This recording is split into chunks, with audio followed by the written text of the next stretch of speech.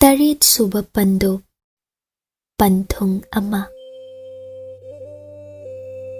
sadle sanagi thambal ama iyai thakta natte do udrabara ningthau turel laktani tau tharakle melei charung ama bhagirathi imai thakta natte do yengluba kausing lakki melei charung ase phangle mukta pareng ama irul nung kongreng layoibi mabuk nung da natte do yengjaw gaba leinung leinang laktagini maikei khuding nillare do uru yenglu pumba harau minok nido hainam leinam na sandokre do angom konung minok tana yomle do sabigi khutta sanau na pai manja makada nurana tangja tamphayai kada loyumbana locha sanariba kumhai ase panthongrado saphong lakle chingnung luknung aduda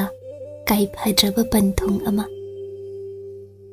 khurai leima khon kalapna hai tombi nang leho kana le ai andro kholen chattaba yadre kana le thuna dolai pura ula Lanchenba mamagi matungda taha inaja ima leima ima na chang phadaba maphamni adum tobinu ba maphamduda changlubadi arembada thawai mangjaruge pangkhakni do ima leima khurai leima na chatlubada mathwai tharagani Lanchenba kire khurai leima kide ya thang mathang tauthai hemana matung sum inai dolai puthorakle sami lanmi kaya thaugal gidamak sem sanakre Lanchenbana mamabu karam khamsigaba WakhaL mamle ngamlaktrabada mapabung ningthau manakta chenkre hemadi manem matung inaba lepte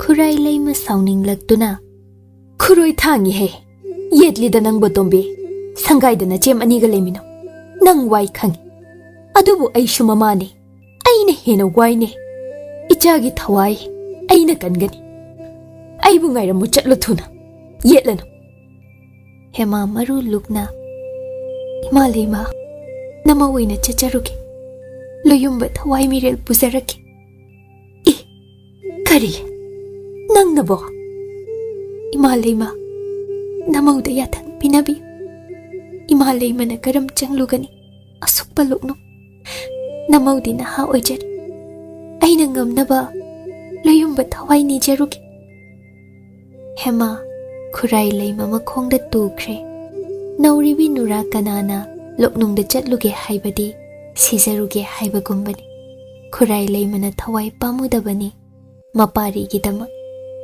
hema mana mathwai pamudribana kari maramge khurai leima nokningladuna kaisu leitabi nangna nachilda khak adum aina pena bagidamak haijaba sai aduga andro khulengi loknung umang ubadadi nathwai mangni ki khraduna chen kheni maikei khangda amuksu aina ija pari pisakbu pamujari sigum nangna pamuramgadra ngarang na hantalak pi khuman janu nangnabo wa makhata ganu tombi changkhrojo aibu hen WakhaL wahangan leiho ija gidi aina ngamnaba mathwai kangani hema wa makhata bangamde laptakna lipcha lekre khurai leima hema bu usinabidre thuna langmai ningthau lagle matungdana Lanchenba manai masel pumba makok noli aigi leima tauhaidaba taugan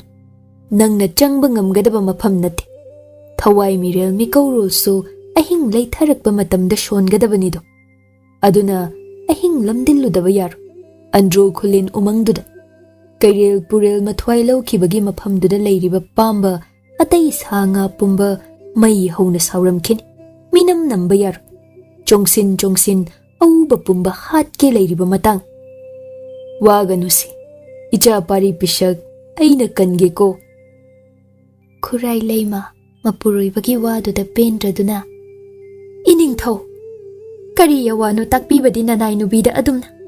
Ichani ne, asibagum taduna layhoriba. Kaya ni sure, mana asum imang sida laybadi, ay khangba yengbagi panggal laysadredo. Kana gigani, ichagi thawai mirel lawramki. Adutadadi, ay na hinglikan panglamki. Sagay na hatke so hatchakisan. Ay na kana gigani. Ining thaw, ay gilambida iyatpigan. Kana kiti, ay na ichapari pisakidama. Langmay ning thaw, pishum sup na hayrai. Nangbu thawna laytabini hayba natte ni layma. Yengoy, ngasi numit nini humni di laythakisi. Umangi sagay pumbang ngawri haujikti. Aduna, ichasi thawai thakrabadi karam hingani. Kana yenglin gani aydi. Tungda siba su siba. Haujik siba su siba kaidawi haibake. Hai, imagi Lanchenba. Lao, mang thaw. Andro mamdringa yausido. Langmay ning thaw upay laytre. Kuray layma khamjinba ngamdredo. Matang duda, hemana makuk phizina khum mamay non. Langmay maku mangda khuru tana laymay thakta punemje. Maray bagna laymay soktuna khurumje. Makhud anilo na haijay. Iku langmay ning thaw. Ima laymagi mahutsin. Namawoy na chathanbi. Ithanglit thawai mirel. Namaw na puzaraki. Tulabi ay buso. Ima laymagi matung ilhanbiyo. Kuning thaw. Lanchenba ngak na hemabu yengle. Langmay ning thaw na. Taloy na itum sadlibi. Kuray layma asi kaya da pamujaba. Mabuk ning da nungsijaba. Asuk kuy na panminarakpa. Mana ning thaw oiba phangbaso. Kuray layma taloy hanjabigi mapalnani. Layma mana hairiba makhaisu illi nungda. Langmay mana. Hemada yengi munna. Soidrabani. Andro khulen umang achauba manungda. Hauzik tamba oiro nura oiro. Ama hek changlubada. Kairil puril mathwai lawkhibagi. Kiba khangdraba. Lamangi mayna chakliba. Sa kay pumba ngawriban. Auba tamba nura. Tumna hatke ngairiban. Kuray laymana changluba. Mathwai mangani. Ayuk nung tilda lanmina ngaksin changhanbadi. Laybak yengbaya. Adubu thawai mi kaurolde. Ahing lan tharakpada sakan. Aduna. Ahing lamdendaba yaro. Kuray layma bu thadokpa. Kainabadi. Langmay mapu adu ngamloido. Hemada yengliso. Kuray laymaga changdamnabada. Mamaw atonbi asidi. Yang ledo. Aduna. Hemana thawai mangba mangdaba. Lumna lawkhidre. Langmay mapu nangbo. Ontho ida. Kuray laymagi mahud. Hemana sinhanbatay. Adum tawradi. Umang sanga. Ngawba phaba ngayba oina. Numit nini humnidi. Chon thahanba yay. Macha paribu cheksinna. Mathwai thahanda thamlagi. Aduga. Kona sa ngawba pharaga. Kuray laymaga. Langmay mapu masamaksu. Andro umang nungda changduna. Machagi thawai mirel lawruge khali. Ningthaw oiba lui hairibasi. Asigumba matang. Thawai ani. Punsi ani changdamnaba kansida. Arum ayang hayna singna. Onfam thokpa matang asi. Yaurakpagini. Magi yathang amana. Taloy natraga.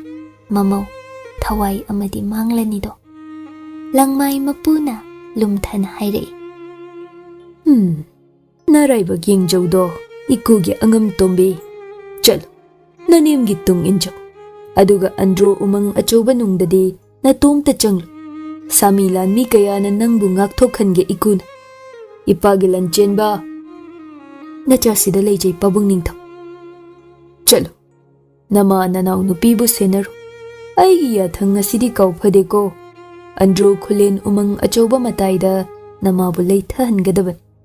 Aduga loknung achawba nungdana nanaw nupi asi changhal. Ayna nanaw pari pishak ase. Sida senaramgi. Shigi wapfadeko. Phagani pabung ningthaw. Kuray layma mapuroybagi yathang adu penkhide. Adubu mitna uba ishorni. Ma khangi. Mapuroibana ma thawai thakhini pamudana magi usin oina mamau hema asi thawai thajaru waruganu thadoklakpani. Hema hatho hatho pau adu machem anida tamjaru firol hongdo sem saze. Thoinu thabadi tariba pau aduda hema mathwai manglagani ki khibana amuktoiba. Mafi sembi sambul chetna punbi arumba athaba phina masada insinbi umang manung changbada tongadaba athaba khongup upsinbi khutsu thanglen macha amasinaki phizide yepu haina hema haijarami maithong ado awaba pumbalut sinja ichem hal ichem ton nanauna loyumbagi thawai mirel adu nizarugi yadre phaduna pujaraki aigi loyumbabu senabiramuko nanau leite mabu mirai bigan nanau tanna ichem anigi nakta hanjarake soidana. Thoinu thaba mamai onthok kapche hema aroiba oina loyumba manakta chensinjaru amuk tangadi ujaningli saktam adu asibagum taduna leiriba parigi nakta hema naksena lepche kaplamde momone birang ihau laksin jaki thauna leitabi natte maha parigi khuzengda makhut anina paisenja loyumba nanawu ngai biram tanna loyumba thawai miril pharu nanakta hanjaraki ko kaya nangna aibudi wahan khiba aibu nungai ba harauba gi ipak pumba masak uhanbi khiba ningsingba mi singduga loinana hema mai leiki pari machi lengde khamahugaba nangi yai sibudi chathan khinuba dolai thaurang khre khurai leimabu macha Lanchenbana sene dolai oiromda Lanchenba gi yangoina thauri angom pumba thongal da thok oiriba matau adu yengnare hemana khurai leima matungda tongan ba dolai amada madi dolai tongningdre makhongna chatlubana thurani natraga yangoi thakta tongduna chatpana adubu niyamni ningthau mamau leimana adum chathainade thongal khuding mangol oirau mabungo angom langmai mapari pisakpo kanba ngamjau mangol pinabire lei chaibire hema andru khulin yoning bana leitadre angom konungi pau adu sana konung yaukiba khanghaude ningthemna paribu sadan bahalakpa numittuda angom sida thenjin birambani konungdagi ahaiba maibi kaya su tharaktuna ana layeng halli adubu pari gyan taw maya khidre tasengna asibagum taduna leikre hemana andru khulen loknung achobada changani haiba ningthem masa humang kangi chairap tawayil chupli pai ngan thoirambani adubu chairap thuna thadokre magi sangai yumjau romda chumjring changkre hemana makhutna lonjaramba sana konung thadoklamdai magi phamjau monpak makhada thamjaramba lonba loisilamdraba leihau leiren leirong maye monkhom adu yengle fidak adu makhut khudang de yetsenki safi lanfi set creaning them aduga saklotuna manai kana yauda magi yangoi ayangbi konungi aron balambi amaromda thaudokre madom sum chatki ning them masu panthong phamna kadomda kanana khanglabano numit yungbalan tharakpa lama khangda khurai leimana mamau hemabo masagi dolaidagi kumtha handuna magi dolaida kahankhe manakta phamhan mamaubu nungsine yeng momon hainingdana nokladuna kayam pamoi ha inemgi tumbi nangna nangi loyumbabo hema manemda munna yengja loyumbabu namauna yamna pamujay imalem chang onduna yengsiba karamna pamui ha khumudo Hema mafamda paukhum adu leitrago amuktabu khalludedo kayam pamujaki paribudi mana thawaidagisu henkhibra henbadunabu thawai thani khanglasu lakliba mapok taret haibadu leiramgadra madudagisu hena pamukhibra amuktabu asam khankhide khurai leima hemabu yeng oiroidaba khongchatni mai pakloi makhal paukhum achamba ama phawba piba ngamdabi mamauda pende yengkhiba aduga umang manung changbada sizinagadaba losing khara takpi lakna hema pukning changna taze khurai leimana lubak macha amadagi phi machit ama lawthok hema khudang da kisi kisinbi angum apokpagi khubamdagi nizarapan mase nasaga loinarabadi tinmu laimu phattaba changba ngamloido thadok phade ko tombi ahoi malema khurai leimana laiwa tinwa kharasu tambire laisol kharasu takbir kiba phanaba laimu sathiba umang lai changba ngamdanaba aduk yambado khurai leimana karam khanglamliba hema pukning changna tajaki adum lakpana matam su khanghaudre sandhya lansinkre numidang oiraga andro khulenda thongledo ngalli angum konungdagi thoklakhiba lamakhangda pothakhiba pankhiba su leite dolai thakre Lanchenba mamagi manakta changsile ima leima nachana mangtha umang nungda changjarugi sida ina isingna thogal tawja nacha hoi halakpa ngaibiramo pokpi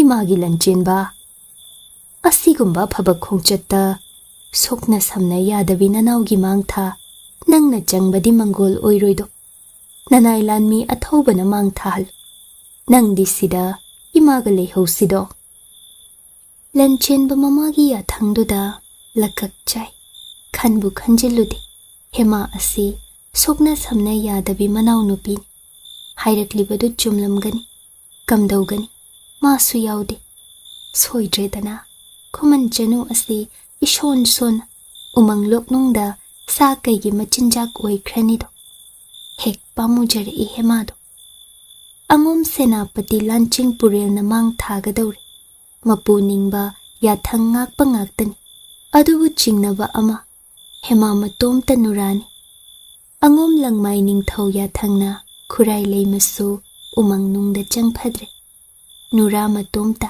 Lanchenba su yauda lukreda adubu asum yanare Lanchenbaga lanmi kangbu amaga tongana atopa lambi amaromdagi loknung romda chausen senaduna laptak changsenba hemabuna lanching purelna puduna loknung yaunaba changsenkhiba khurai leimana su yabire adumadi ahing nungyai oishilaklani ngahaki matungdadi loknung adu yausinbada hena nakkadaba lambi thidoklaga lakhibani umang nungdagi ka hena sangnadi changloi adubu asukpa loknung lambida hema adubu chatpa ngamgadawribra changphadaba narak mongsongna thalli hema manimbu khurumja sem sakre lanching purel tung inkre yangoi khara pikpa amagi mathakta hema adu phamkre lanching purelna hema bu sena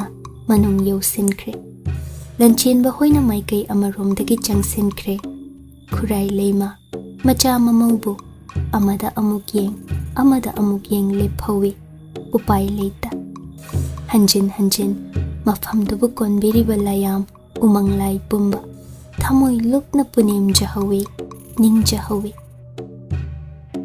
sum laklaga pungmam mamkre sa kaina nganglakpagi khonjelna hema matu chungki kibana muktoi adubu chek mok laude Lanching purelne hemagi yangoi khurji chinglamba lepi tapna ibe mangambe shidagi sulambi si chingchepta haithajagan yangoi thujinba yarar khongna lengsinbi badar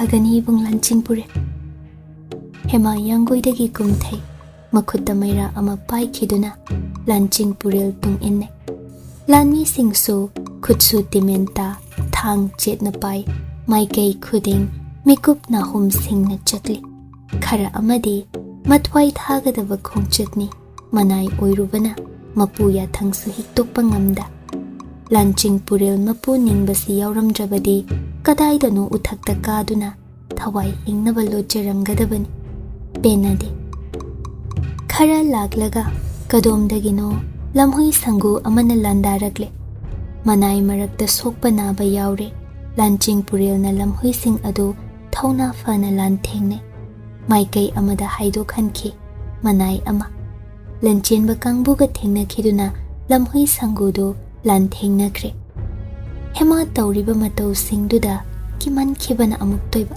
masa pumba ching khaibagumni ido khara laklaga kadomdagino lamuk amana chungsilakba hema tamna lanching puril na ngak thokre lamuk na waibada lanching puril ado thina sokle oiriba mataududa ngauraba umang sayam ado hupchilakadori hema chenba su chen ngamda kamdaugaba leimai thakta tu thakre tanjaduda taduna leiriba lamuk ado frang hoga hema tamna chungsile adubu yo phatringai kadomdagi tenjaino amana lamukki makokta yungsinki ani suba tenjaina lamuk ngaksamda yungsinki lamuk thawai thakre hema ngakna koilei lei yengle laptakna lirung ten kapliba tamba ama u marumda lumlibadu ure tamba du kanano maikhom uppi hema bu mikup ama munne yenglami tambaduna tambadu thuna amuk mangkre uhoba tamba matau ado amanba amadi lei hore hemado lanching puril wan hogale ibema ngambi shokpra hogat pisido yogadore thuna changsinchi hai lanmi sa pangde da noibo hogalu thuna khutsu thanglen thafade hobada ngairi ne si hai amuk utong akhubi ama pai lanching purelna sur amada khongki madu Lanchenba hoyi kangbu tanaban makhoi kaisu tawdre haina pau piriko Lanchenba hoyi kangbu su maikai amarom panglap lapadi natte khongla I sur ama makhoi shu kaisu tawdego Lanchenba ki kangbu na hemana changsin khibada lambidu tekta kaida thokhandanaba sa kai sing hana mangjawna na thengnaban adugisu asuk sathidriban chidaidana Kurai leima lengamde ahing ado mamit ani launa pangthok umang maikai de yengjai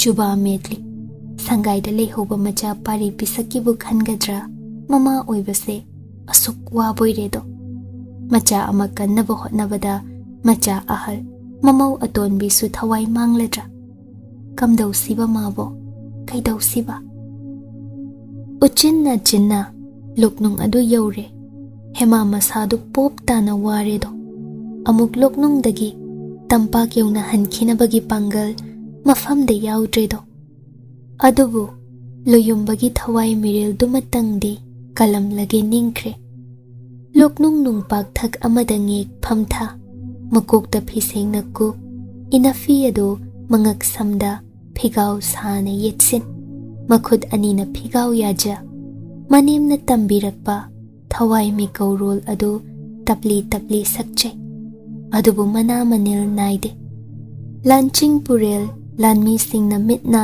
singna hemabu ikoi koshin ngak sel loknung changpham lambi akoi baduda Lanchenba magi lanmi singna atoppa sa kai laktanaba ngak selido ahumlak thawai mi kaure adubu la ukawbada yakhidre manemna takpirakpada thawaina laklabadi hema masada tonganba sahum ama phawgani natraga irang langba potsak amakhak mamit anina uba phangani adubu karisu phawde udre hema mamittagi mapi tare kapsi kapngamda mikaurul su sakhidre Manakta kana leirisu ukhidre.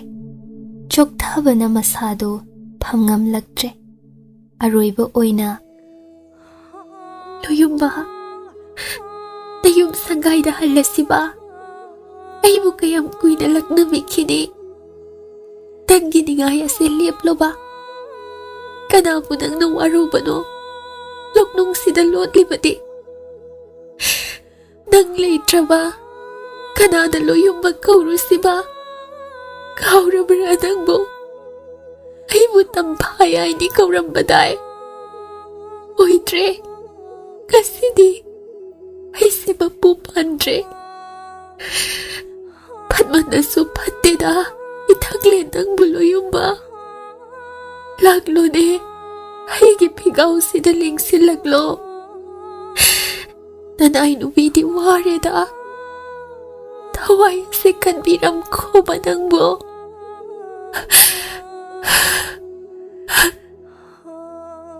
Hanjin na aroiba oina. Turoy ngamloy. Hemana taway mikaurel sakli. Hik-hik lauba konjel duda. Kadumdagino nung pagmayada urida satlagpa sakhangdabi leirang ama. Irang lang na hema mitlu anina iralagta urakli. Tapna jangsin makut na lamja leirang aduda sokngamda momon nokja. Ah, leirida na sida. Inaknak na lotliba ko. Nanay nubina singela se hikjarage ko. Loyumba. Aigi pisi nungda Jackson na kisinjage ko. Tumkun taluga ba itanglen Nayum angom ko nung yaudrip hawadi. Hemana makhud ani chang na Tap na leirang adu hegle Pisi da thuna yumsin Kisi kisin kre Momon noi Adu bu masadu waman kibana Chok thaman bana Lanching puril da Masel marang yengja Ibong Lanching puril Se Masi thuna imalay madahana sinabiru Nachal sida ngay jaramge Ay khong thang badi nga maroy do Sinamaru ne Loyum ba thaway tadi kanbiyu ko ibong na Fi adu yomsin Sinaragle Lanching puril na hemabu nungay ta na yenglam Hemabu po duna pam duna chatlurabaso Lamak hangda sayam na ngayram kini Aduna Parigi thawai aduga punna hemabu puduna chatpadi hema pari animak lamak hangda mangladi upai leite Lanching purel mabe makhurai leimanasu aronba yathang ama pirakhe thawai mirel hek phangbaga atai hanna yeng phade madu hana mafamda sinaba chelau Lanching purel na nungai tana ichal sakpi khuman chanu angum gidi angambi Nabungbungay ramo ko. Hay, Lanmisa, nabe mabuse na ramo. Nakoy tangkaya maigaloy na ro. Ay tan na halaki. Kung pamlenglam gano. Ibungo pari pisaki thaway mirel asi kuray lay mabida sinaram. Tan na nahoy balaw balaki. Kang ladra Lanmisa. Kang jara ni Lanching purel. Lanching purel na Lanmi tangkay amaga. Hemagi phidu chet na paidu na chen kre. Lanchenba hoida su wahay ama hayramde. Kuray leima leifam yawnaba khongsan kre. Hema nung pakta tuthakre gyan mang krabra. Matawduda Lanmi khara mabu ngak selamba singdushu asukpada irang langba pamba mamid arawba ani urakpadagi pamba na matway laurage matagum nganglakpa tarubadagi kiduna hau thana chenakre. Tanjaduda Loknongduda hema madom nungpak thakta leihowi. Ikan Canada kay amom amal loknongdagi thoglak hema tamna sum changsele. Pari makhutna matway lawkiba kayreldugi taloy shoydana oigani. Mapang setnahan kayrel maphamdagi munkibagi laman singge hairarani kay amom ado. Ngayduna leiram libra setna khaina mayna jagladuna kay amumduna masabi laman khumgening parigi thawai mirel ama phajin thamhobani mathanglen mathadagi munbi khrabi kay amum mana phajin ba thawai do parigi taloi natraga ꯄꯂꯦꯝ ꯑꯣꯏꯕꯤꯅ ꯁꯣꯏꯗꯅ ꯂꯧꯕ ꯂꯥꯛꯀꯅꯤ ꯈꯪꯕꯅꯤ꯫ ꯂꯧꯁꯤꯡ ꯂꯩꯕꯤ ꯃꯄꯥꯡ ꯀꯥꯏꯅꯔꯕꯤ ꯀꯩ ꯑꯃꯣꯝꯅꯤ꯫ ꯍꯦꯃꯥ ꯇꯝꯅ ꯉꯪꯗꯨꯅ ꯁꯨꯝ ꯆꯪꯁꯤꯟꯈ꯭ꯔꯦ꯫ ꯐꯥꯖꯤꯟꯗꯨꯅ ꯊꯝꯍꯧꯕ ꯄꯥꯔꯤꯒꯤ ꯊꯋꯥꯏ ꯃꯤꯔꯦꯜ ꯑꯃ ꯀꯩ ꯑꯃꯣꯝꯅ ꯆꯝꯅ ꯄꯤꯊꯣꯛꯈꯤꯕ ꯅꯠꯇꯦꯗꯣ꯫ ꯃꯥꯗ ꯅꯠꯇꯦ, ꯂꯩꯔꯤꯕꯤ ꯅꯨꯔꯥ ꯑꯁꯤꯒꯤ ꯃꯄꯨꯔꯣꯏꯕ ꯃꯁꯥꯕꯤ ꯄꯥꯝꯕ ꯍꯥꯠꯈꯤꯕ ꯇꯝꯕ ꯑꯗꯨꯁꯨ ꯅꯁꯥ ꯅꯧꯅ ꯊꯋꯥꯏ ꯁꯦꯠꯅꯍꯟꯒꯦꯀꯣ, ꯑꯩꯒꯨꯝ ꯀꯥꯏꯅ ꯃꯩꯁꯥ ꯂꯥꯡ ꯆꯥꯛꯅ ꯍꯤꯡꯁꯅꯨ ꯍꯥꯏꯔꯤ ꯀꯩ ꯑꯃꯣꯝꯅ ꯉꯪꯗꯨꯅ ꯄꯨꯝꯅꯃꯛꯅ ꯈꯪꯖꯍꯧ ꯍꯥꯏꯅ꯫ ꯍꯦꯃꯥꯒꯤ ꯃꯅꯥꯛꯇ ꯌꯧꯁꯤꯟꯈ꯭ꯔꯦ ꯀꯩ ꯑꯃꯣꯝ꯫ ꯍꯦꯃꯥꯒꯤ ꯁꯥꯃꯨ ꯍꯛꯆꯥꯡ ꯃꯀꯣꯛꯅ ꯆꯪꯁꯤꯟ ꯃꯅꯝ ꯅꯝꯃꯤ꯫ ꯍꯧꯅ ꯉꯪꯂꯛꯏ ꯀꯔꯦꯝꯅꯅ ꯃꯈꯧ ꯄꯣꯡꯅ, ꯄꯨꯝꯅꯃꯛ ꯇꯥꯔꯁꯅꯨꯒꯨꯝ ꯈꯦꯛꯅ ꯈꯦꯛꯅ ꯇꯦꯡꯊꯥꯔꯤꯒꯨꯝ꯫ ꯈꯨꯃꯥꯡ ꯑꯅꯤꯅ ꯍꯦꯃꯥꯕꯨ ꯅꯨꯡꯄꯥꯛ ꯊꯛꯇꯒꯤ ꯏꯟꯊꯨꯈꯤ꯫ ꯀꯩ ꯑꯃꯣꯝ ꯍꯦꯃꯥꯕꯨ ꯁꯔꯥꯛ ꯇꯝꯂꯒꯦꯒꯨꯝ ꯆꯣꯡꯁꯤꯟꯈꯤ꯫ ꯀꯅꯥꯅ ꯈꯪꯕ ꯃꯤꯀꯨꯞ ꯑꯗꯨ ꯁꯩꯍꯧꯔꯥ ꯋꯥꯔꯣꯏꯁꯤꯟꯔꯥ?